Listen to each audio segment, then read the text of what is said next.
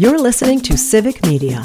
You can tune into any of our live shows on any radio station across the state with the Civic Media app. Find us in your phone's app store and listen anytime, anywhere.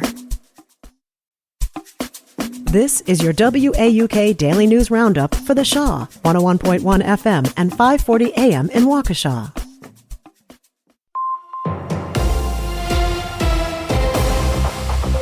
For 540 WAUK News, I'm Stuart J. Waddles. A federal judge has denied Milwaukee County Judge Hannah Dugan's motion to dismiss her case. She's accused of helping an undocumented immigrant evade ICE agents in her courtroom. Yesterday, U.S. District Judge Lynn Edelman ruled that judicial immunity doesn't apply simply because the actions were part of the judge's job. Judge Edelman scheduled a hearing for early September to discuss the next steps. Both Dugan's defense and federal prosecutors have indicated that they want a trial to start before the end of the year. More than 20,000 vehicles have gone through Milwaukee's drop-off centers since the floods. The city's Department of Public Works reminds people that both the North and South centers remain free for drop-off through the end of the month. It's open daily from 7 to 3. People can also skip the trip and request free curbside bulky item pickup by phone through the city's website or the MKE mobile app. Elevating local entrepreneurs is the goal of Money Going Out in Milwaukee County. County Executive David Crawley has announced the first group of small businesses to receive $10,000 grants through the county's new Building Bridges program. The program aims to help local businesses grow and revitalize commercial areas by providing and funding technical support. Crawley says the initiative will fill empty storefronts, create jobs, and support entrepreneurs throughout Milwaukee County. Businesses getting the first batch of funds include a deli in Wauwatosa, a lounge in South Milwaukee, and a West Allis-based escape room.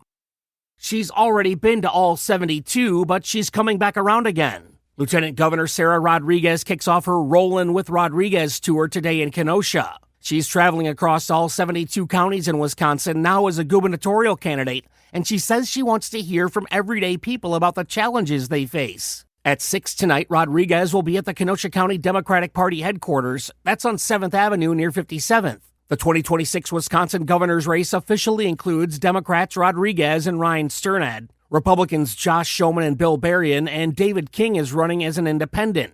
Milwaukee County Executive David Crawley has expressed intent to run for governor, but has not yet officially launched a campaign.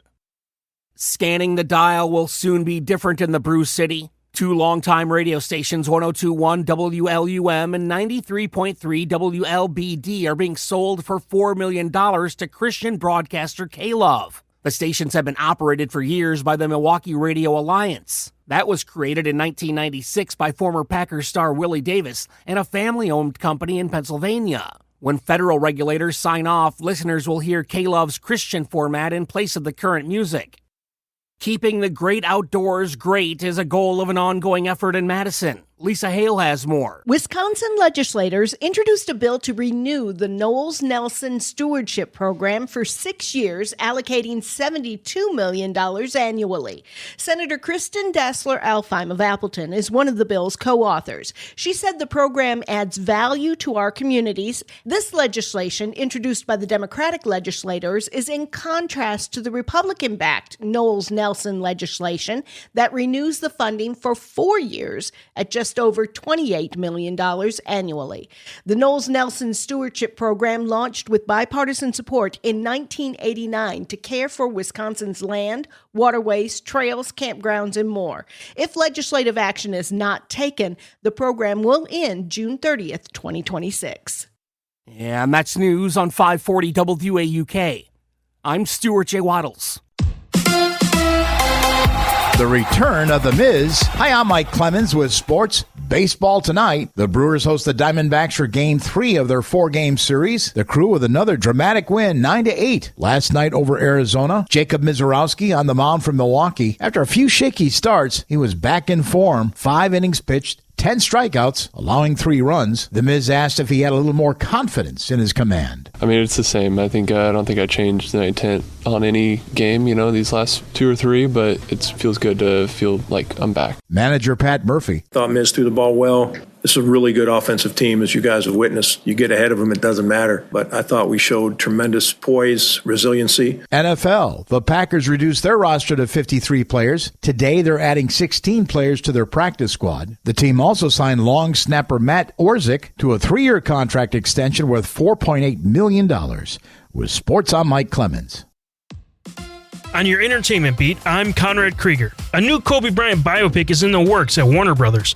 Warner Brothers acquired a script based on the dramatic true story of the NBA legend joining the Los Angeles Lakers. The film is supposed to be called With the Eighth Pick, which makes no sense because he was drafted 13th overall by the Charlotte Hornets. The film has no release date set just yet. Well, in case you missed it, Taylor is engaged. Yes, Swifties, that Taylor. Travis Kelce popped the question 2 weeks after Swift announced her new album on the New Heights podcast and the week before football season officially starts. Swift then posted on Instagram saying, "Your English teacher and your gym teacher are getting married." I mean, that is if your English and gym teacher have a total of $1 billion combined. And this post is crushing Instagram numbers with nearly 18 million likes in just 3 hours. Will it be Travis Swift or Taylor Kelce? Well, I recently went to the theaters and saw a couple movies to look forward to. Seniors, a film about a 59-year-old, Mike Flint, who after nearly 4 decades returns to his alma mater to take the hit that changed everything. Bruised, doubted, and nearly broken, he pushes for one more game. Not for glory, but for his teammates he lost, the family he fractured, and the ending he still believes is possible. This upcoming football movie is set to release September 19th. A24's upcoming film, Marty Supreme, is based on Marty Reisman, Timothy Chalamet, who pursues his dream of becoming a champion table tennis player. And check out the trailer on YouTube. It looks awesome. This film is set to release on Christmas Day of this year. Lots of other releases feature Black Phone 2, Tron Ares, The Running Man featuring Glenn Powell, and Avatar Ash and Fire. Lots of movies to look forward to for the end of 2025. According to People News, Kenosha native Mark Ruffalo says he ate a lot of Philly cheesesteak sandwiches to prepare for his upcoming role. This just might be the best way to prepare for a role I've ever heard of. I just put a bunch of weight on, Ruffalo said. And no, this wasn't for Hulk. For that, he eats a lot of pesto. Sorry, that one was bad. This was in preparation for his role in the upcoming show Task, in which he stars as an FBI agent leading a task force to end a string of violent robberies. Task is set to premiere on September 7th on HBO Max. The Rock was scared. That sentence may have never been said before this beat.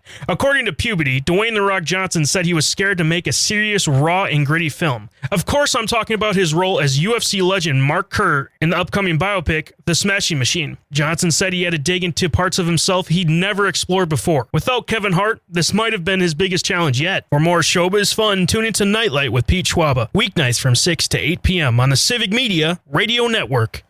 It is going to be mostly sunny today with a high in the low to mid-70s this afternoon. Tonight, scattered showers and thunderstorms with a low dropping to around 60. Tomorrow, an isolated thundershower early, then partly cloudy with a high in the upper 60s to near 70. I'm meteorologist Sean Cable. Outside now, it's 55. That's your WAUK Daily News Roundup from Civic Media. Subscribe to this podcast on Spotify, Apple, or wherever you find your podcasts. Find more news at WAUKradio.com.